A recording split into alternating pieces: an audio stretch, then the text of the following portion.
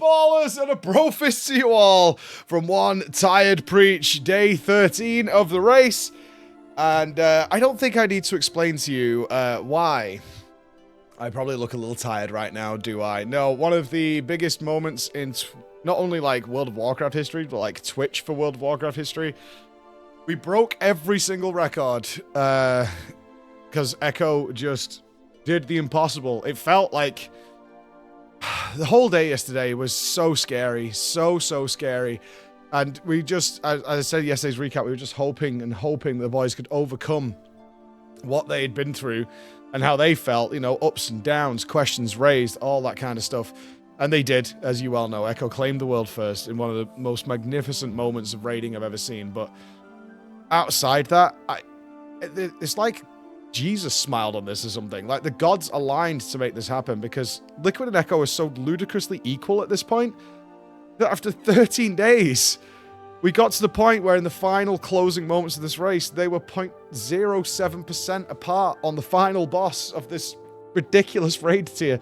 And that just doesn't happen. It just doesn't happen. They're so stupidly good. Like, both of them are so stupidly good that they managed to keep neck and neck and neck and neck and neck the whole damn way. Echo just trailing and falling and catching back up again and then falling behind and then catching back up again. All that stuff led to the ultimate moment that was the conclusion of this race. And I've got to say, throughout the day, I was on for a lot yesterday. Is that at like midpoints, even I'm raising questions, right? They did this 2% pull long before Liquid hadn't even got out of bed. And then they just couldn't get there again. And that's not because they were trash or trolling. It's because the fight's so goddamn hard. And they were trying and trying and trying. They took breaks like every hour, these 5-minute breaks. And they come out and they're talking to us. And they're like, dude, you know, the frustration was building. It's like, we should have killed it by now. I was like, it's really hard. Like, I get it. Yeah, you want to finish it and send it home. It's really fucking hard, dude. And you've just got to keep going. You've got to keep going. You've got to keep going. You've got to keep pushing. And then we saw Liquid get like a really low wipe. And then then they took the lead. The leaderboard changed, and I noticed it, and I started laughing. And Nagura and Alex, who were casting with me, were like, "What are you laughing at?" And then I was like, and saw it that they'd gotten below 2% and wiped at the same point we had.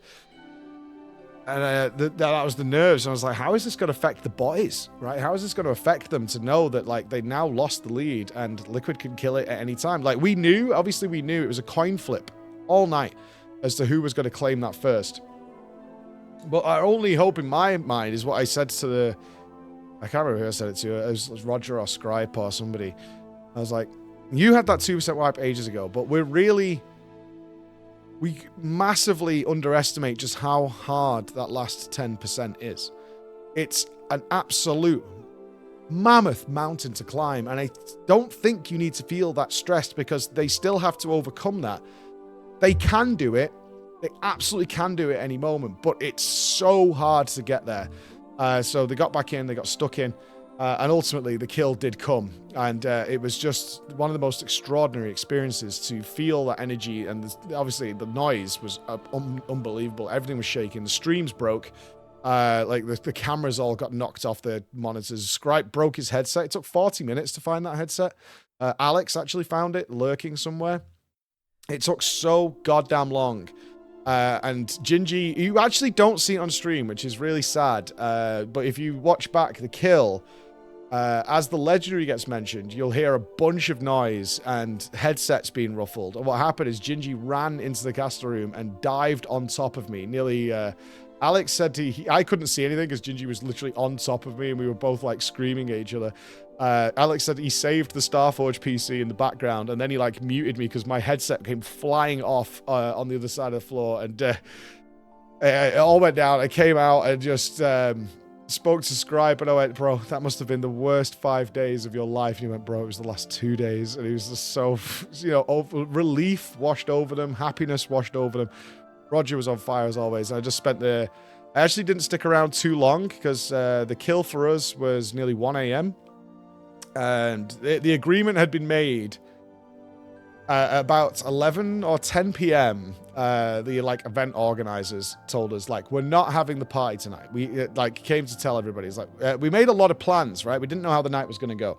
So the first plan was that we were about to come off. It was actually, interestingly enough, it was our last pull cast. We were being replaced at that point because we'd been on for nearly 8 hours. So they were replacing us at that point. So the pull that they killed it was my last point on the couch. We didn't even think about that at the time. We'd actually had it extended by half an hour. We were supposed to come off half an hour before, and I think, I'm not sure if Chris and Dranos were doing something or whatever, but Sam said, look, they're going to be here all night again.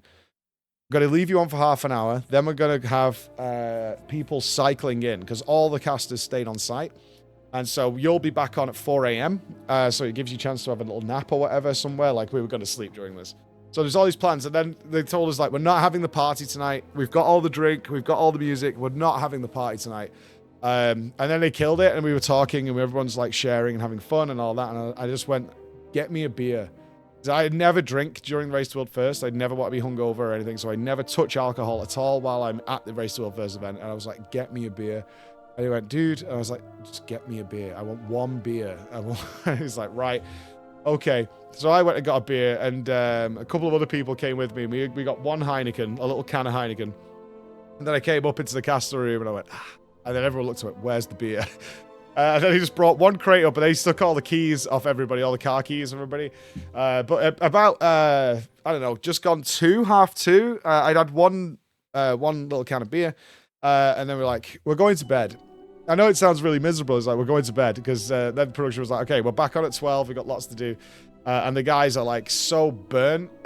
You know, they're so fried. They can't even process what's going on, etc. So that was the plan. That was the plan. I drove us back. I was like, okay, everybody in the cars, we're going. And then everybody sort of like left. And I think the players left shortly after as they were talking to their streams. And obviously sharing in the glory they deserve for their monumental achievement at this race. I really don't think... It's almost impossible to see a race like this again. The odds of what happened last night are astronomical. To have, usually, because what I'm saying is usually there's a clear front leader by the end of the race, especially a race like this.